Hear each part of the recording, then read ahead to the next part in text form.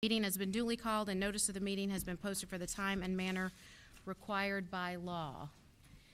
We will start this evening with our information items. First up on the list is the data dashboard development update. Beth Martinez. I'm going to help Dr. Dupree out this evening since he's missing a voice.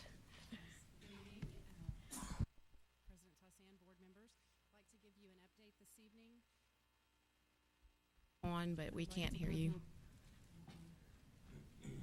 I'd like to give you an update. I'll be giving you an Test. There I am.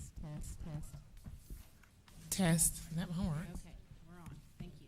So this evening I'll be providing an update on the district's. Hello. Third time's not a charm. Test.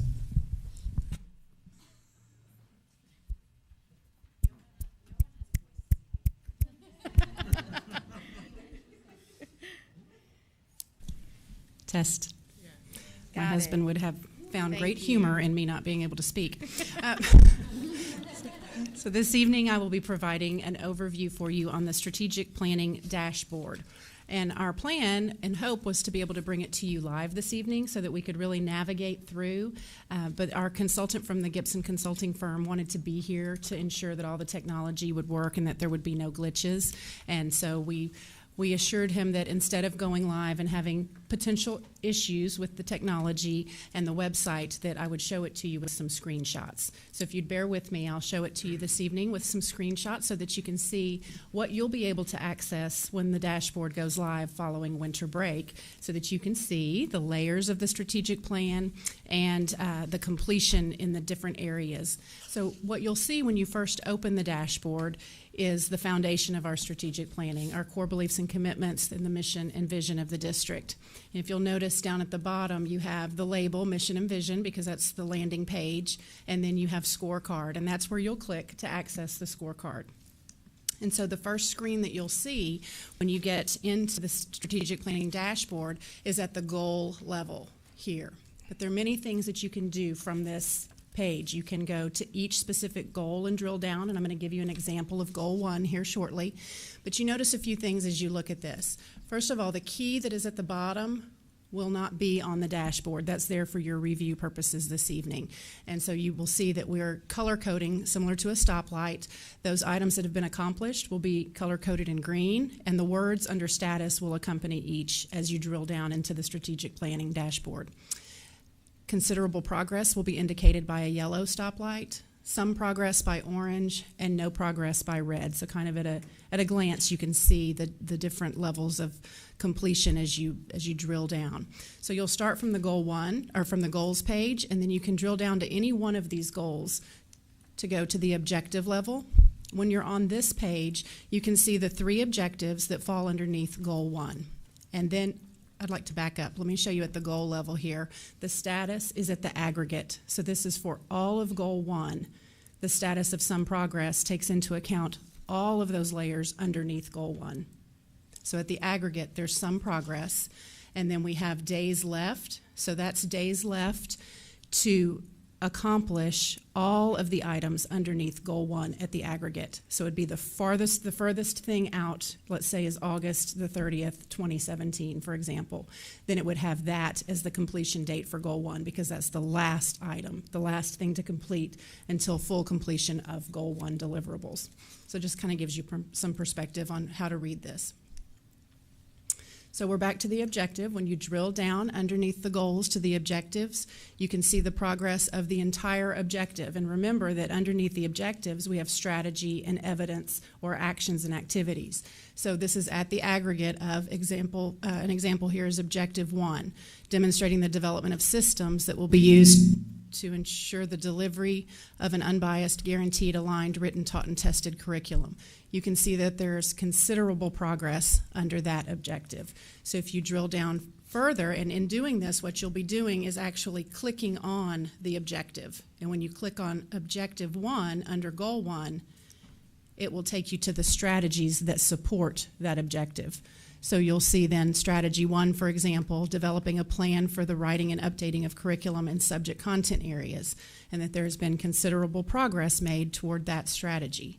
You can see there's 272 days left.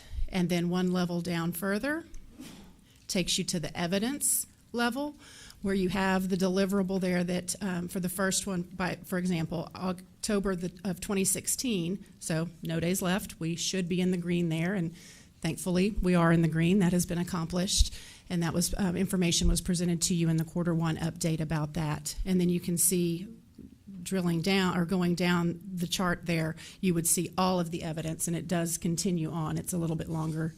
For the purposes of the screenshot, you have the 2.5 examples there. So then if you look at the top here, you can kind of see your trail.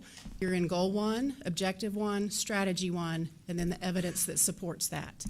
And at any point, you can click back on the goals, and you could choose any one of these goals to visit, or all of them. So you could drill down at each level, similar to what I just showed you. Another way that you can filter and sort is to click on the E-Team drop-down, and you could look at the goal level, what are all of the goals that I'm responsible for example. You could do that to look at the goals, where I have responsibility on various goals, and you could do it at the objective level or at the evidence level if you wanted to get down to the specifics about what I'm responsible for, what are my actual deliverables, or any one of the E-Team member areas.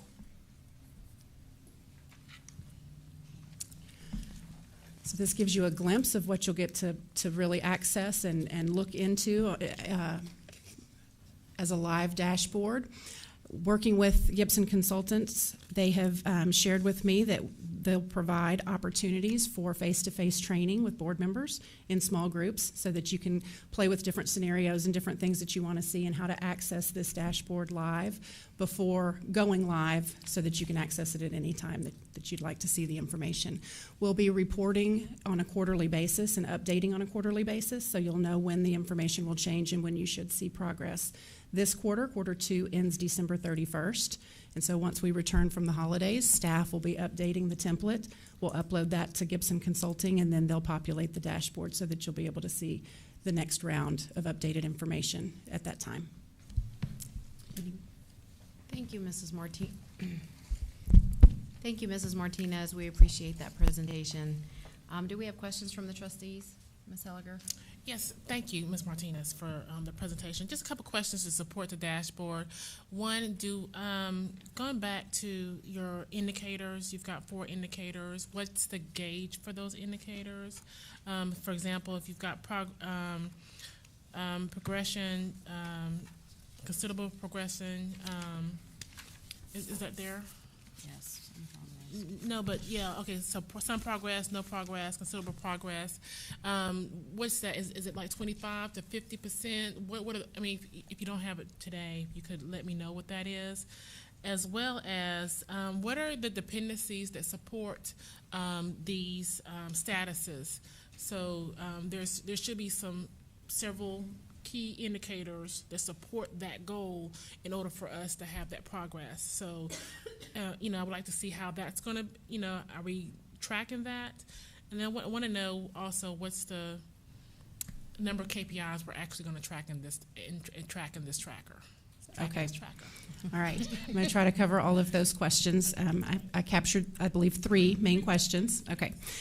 So I'm going to start from the last one. I remember it best. The KPIs that we're tracking, and it kind of feeds into the second question as well, are at the department level. And so the evidence, we have evidence that demonstrates success that's clearly reported up to the board level. But there are also department activities and items that staff at the various department levels are responsible for that indicate completion or progress toward the end goal. So I'm going to choose curriculum for an example with the checkpoints. There were things that Mark and his team had in place that needed to be accomplished by certain dates in order to determine some progress or considerable progress or accomplishment toward that indicator, toward that objective, meeting that objective. So KPIs, for example, are one of our activities that we're working on this year. It's evidence that we have to complete by August. So we're in the process of identifying KPIs on the operational side to indicate success in areas while we're also aware of what are the indicators that need to be met in order to deliver on what is expected from the board on the various goals and objectives. Okay. That's two. I don't think I captured the first one, and now I need you to repeat what percentage constitutes.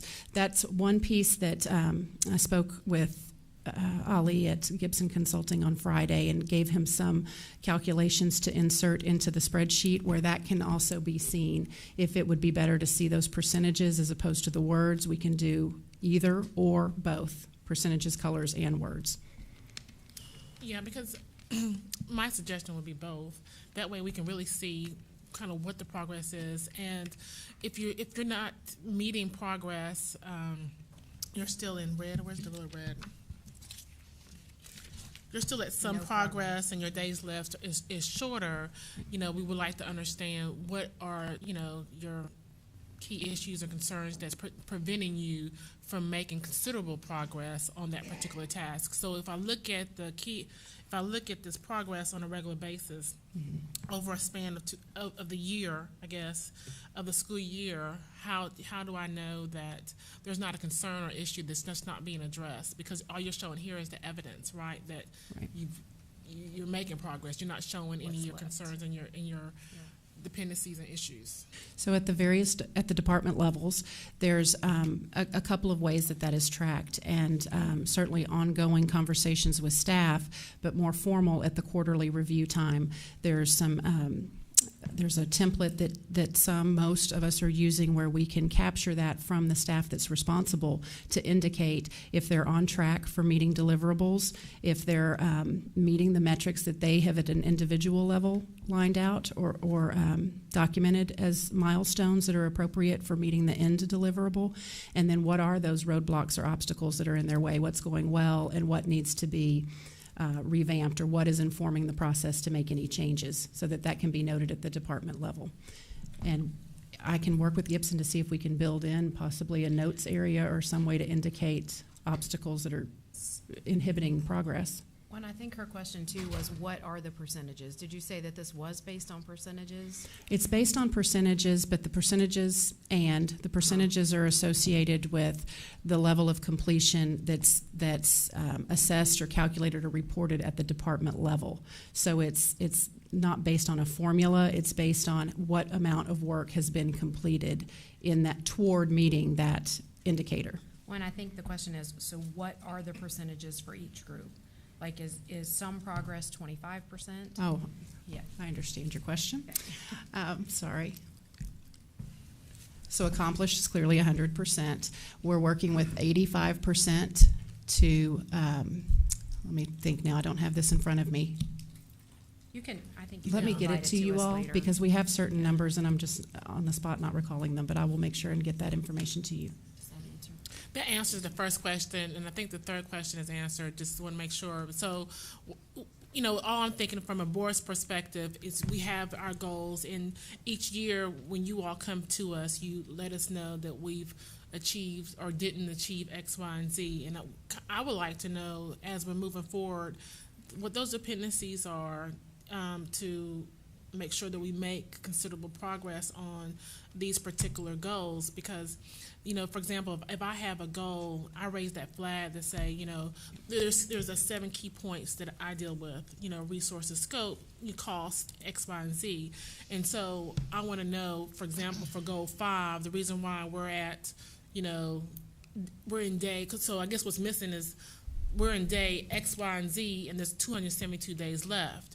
So I don't see that from this particular presentation, but I can then say, okay, well, the reason why I'm not making any considerable progress on goal 5 is because we don't have resources. There's not a teacher there. We're missing staff. We're doing X, Y, and Z, and so we like to kind of see that kind of information. And that's reported at our level. We look at the formative reviews or the formative information that's presented at the quarter reports from each of the leaders of the area. They'll put notes in the spreadsheet where we're capturing progress, what might be keeping progress from happening, or what questions they may have, what things they need to collaborate around, where there's a delay or where there's been exceptional progress experienced when they didn't realize.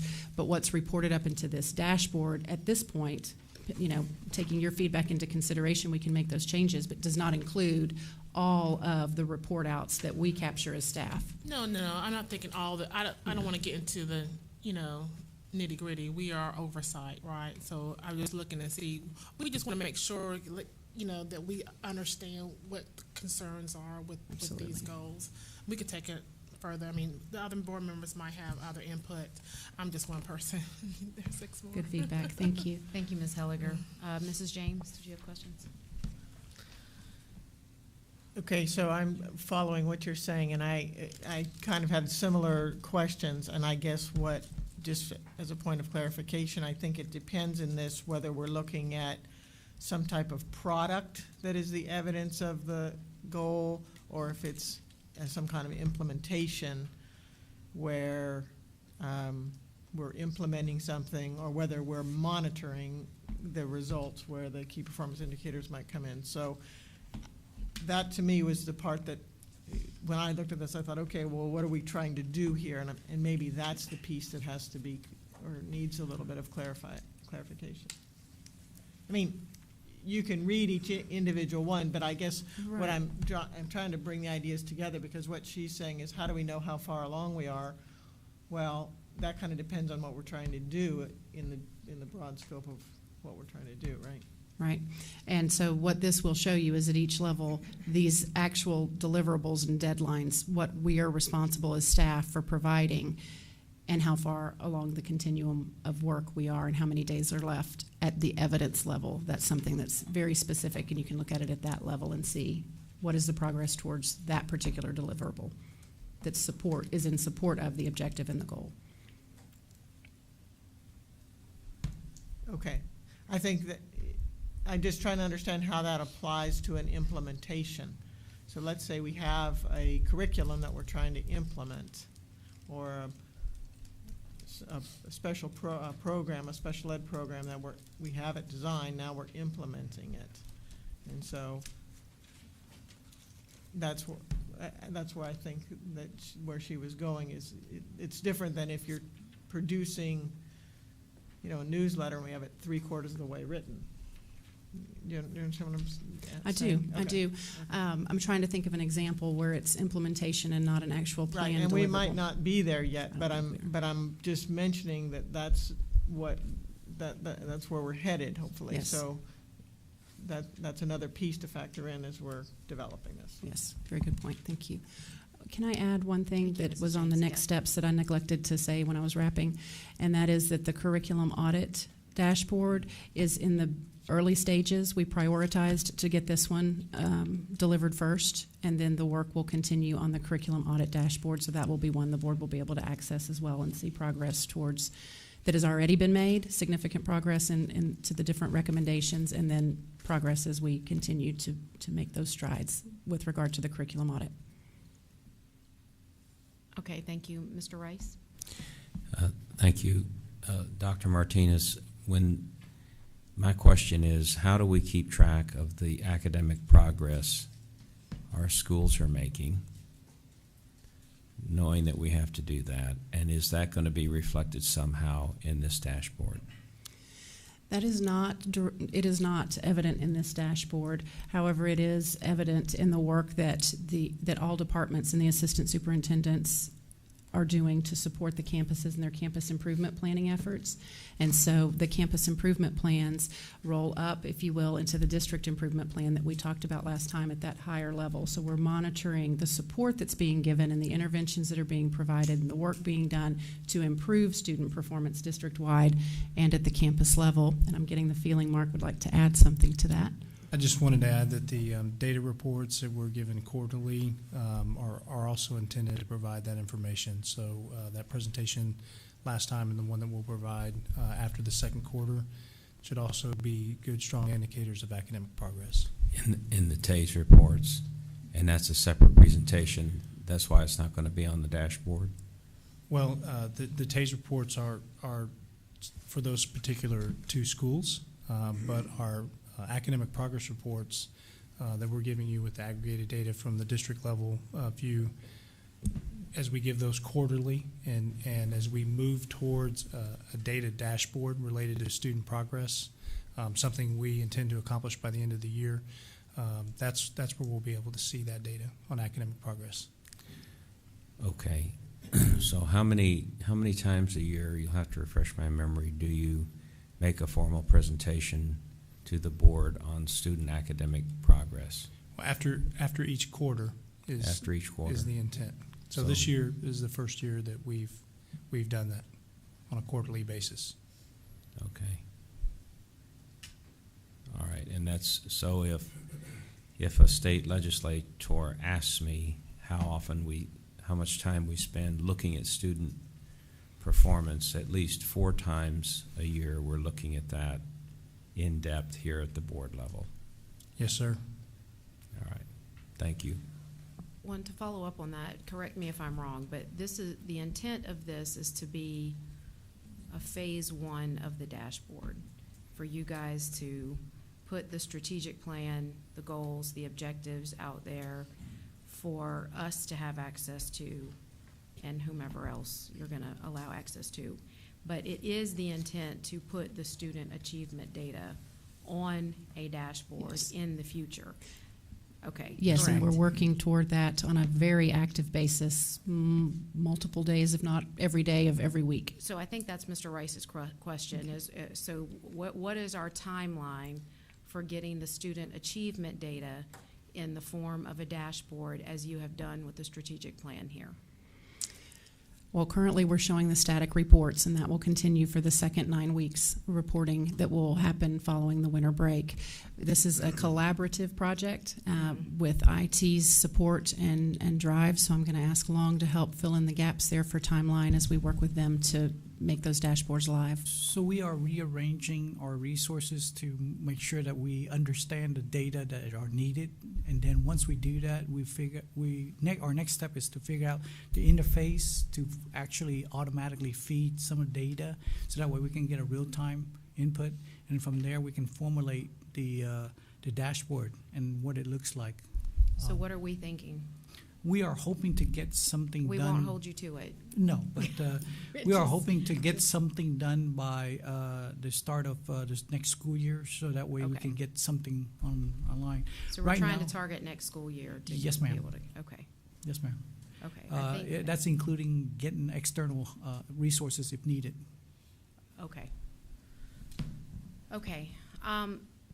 If none of the other trustees have, the only other suggestion I would make is that at some point in this, and we have this on the internal audit dashboard, and I think it would be helpful here as well, and it kind of goes back to Ms. Helliger's and Ms. James's questions about implementation versus plan or documentation.